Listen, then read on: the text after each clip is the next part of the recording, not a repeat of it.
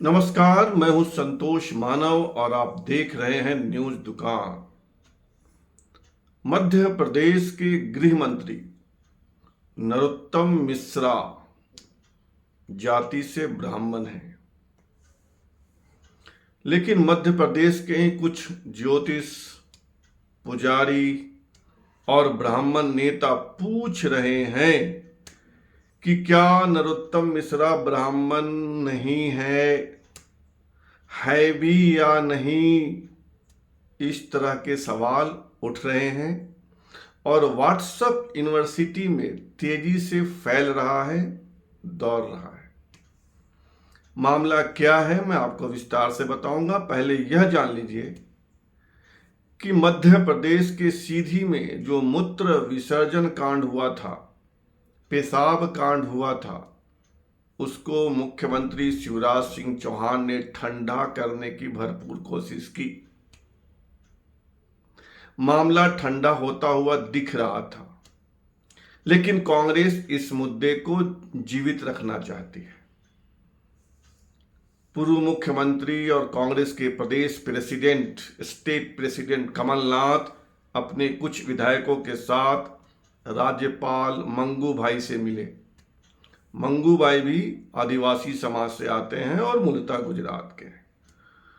राज्यपाल से मुलाकात में कमलनाथ ने यही मूत्र विसर्जन या पेशाब कांड का मुद्दा उठाया और जब से यह पेशाब कांड प्रकाश में आया है, इस तरह के घटनाओं की मध्य प्रदेश में बाढ़ आ गई है। कहीं मल खिलाने की बात हो रही है, कहीं जूता की माला पहनाया, कहीं नग्न करके पीटा। सागर, शिवपुरी, इंदौर, जगह जगह से इस तरह की घटनाओं की बाढ़ आ गई है। यानी आदिवासी के ऊपर मूत्र विसर्जन का मामला ठंडा पड़ता नहीं दिख रहा है। दूसरी ओर यह मामला आदिवासी बनाम ब्राह्मण का रूप लेता जा रहा है। ब्राह्मण समाज के कई नेताओं ने, कई संगठनों ने उस परवेश शुक्ला के परिवार की मदद की है पैसे से, अर्थ के रूप में, जिसने आदिवासी युवक के ऊपर मूत्र विसर्जन किया था। इधर सीधी जिला बीजेपी के महामंत्री विवेक कोल जो आदिवासी समाज से आते हैं, विवेक कोल, उन्होंने पार्टी से इस्तीफा दे दिया है। उन्होंने सीधी के विधायक केदार शुक्ला पे आरोप लगाते हुए इस्तीफा दिया है। विवेक कौल चुरहट से विधानसभा का चुनाव लड़ चुके हैं। तो ये राउंड अप बताया कि आपको कि मूत्र विसर्जन कांड या पेशाब कांड थमता हुआ नहीं दिख रहा है और पूरे मध्य प्रदेश न सही, कम से कम सीधी जिले में यह ब्राह्मण बनाम आदिवासी, आदिवासी बनाम ब्राह्मण का रूप लेता जा रहा है। लेकिन मैंने जो पहला सवाल उठाया था कि व्हाट्सएप यूनिवर्सिटी में यह क्यों चल रहा है कि नरोत्तम मिश्रा ब्राह्मण हैं कि नहीं हैं, और यह सवाल उठाने वाले प्रदेश के ज्योतिष हैं, पुजारी हैं, ब्राह्मण समाज के नेता हैं, कार्यकर्ता हैं। दरअसल मध्य प्रदेश के ब्राह्मण समाज के बीच बेचैनी है और कहीं ना कहीं सरकार से नाराजगी है, और यह नाराजगी 3 कारणों से है।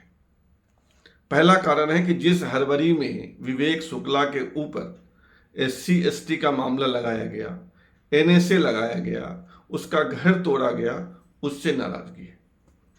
लोगों का कहना है कि सरकार ने हड़बड़ी में कदम उठाए।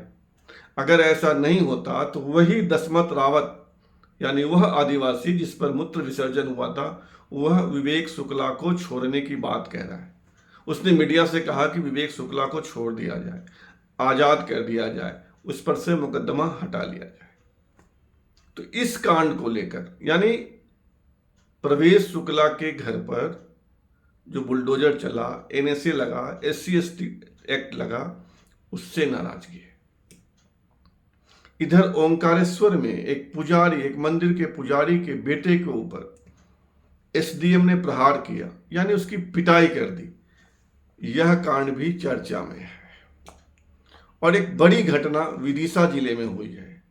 विदिशा जिले में एक पुजारी की बेटी को धाकर समाज का एक लड़का, सुशील धाकर, छेड़ता था, प्रताड़ित करता था। गरीब विपन्न परिवार है, पुजारी थे, धर्मेंद्र गिरी नाम था। तो उस लड़के की प्रताड़ना से व्यथित होकर युवती ने आत्महत्या कर ली, फांसी लगा ली। और बेटी के गम में उसके पिता धर्मेंद्र गिरी ने भी आत्महत्या कर ली। पिता पुत्री के द्वारा आत्महत्या का मामला भी जोर शोर से उछल रहा है और ब्राह्मण समाज के कुछ लोग इन तीनों घटनाओं को क्लब करते हुए व्हाट्सएप पे, सोशल मीडिया पे बड़ी तेजी से चला रहे हैं कि क्या यह प्रदेश की सरकार ब्राह्मणों की विरोधी है और क्या नरोत्तम मिश्रा ब्राह्मण है भी या नहीं।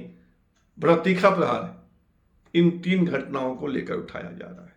उधर बिंद के इलाके में विधानसभा की 30 सीटें हैं, जिसमें से 24 अभी बीजेपी के पास है और बिंद में ब्राह्मण बड़े प्रभावी हैं। वहां यह मामला आदिवासी बनाम ब्राह्मण का बन गया है और पूरे प्रदेश में भी लोग नाराज हैं। मध्य प्रदेश के ब्राह्मण सबल हैं, आज सत्ता के रूप में भी, राजनीतिक सत्ता में भी, सब जगह मजबूत है। आबादी भी 8 से 9% है और मध्य प्रदेश में जो विधानसभा की 230 सीटें हैं, इसमें कम से कम 1/4 यानी 55-60 सीटों पर वे प्रभावी है। तो ऐसे में सवाल है कि क्या मध्य प्रदेश, जो इस बार बीजेपी के लिए टफ बताया जा रहा है, जहां कांग्रेस और बीजेपी के बीच कड़ा मुकाबला है, वहां विभिन्न जातीय समूहों या जातियों की नाराजगी शिवराज सिंह चौहान को या बीजेपी को नुकसान पहुंचाएगी। पहले आदिवासी का मामला आया, किसी तरह शिवराज सिंह ने संभाला और अब ब्राह्मण समाज के लोग नाराज बताए जा रहे हैं और व्हाट्सएप पर यह तेजी से फैल रहा है। जिन 3 घटनाओं का मैंने उल्लेख किया उसका हवाला दे देकर राजनीति संतुलन साधने की कवायद है। अब देखिए कि शिवराज सिंह चौहान कैसे संतुलन साधते हैं विभिन्न जातियों के बीच, विभिन्न समाजों के बीच। फिलहाल इतना ही। आपसे आग्रह है कि इस चैनल को सब्सक्राइब करें, ज्वाइन करें, लाइक शेयर भी करें। धन्यवाद।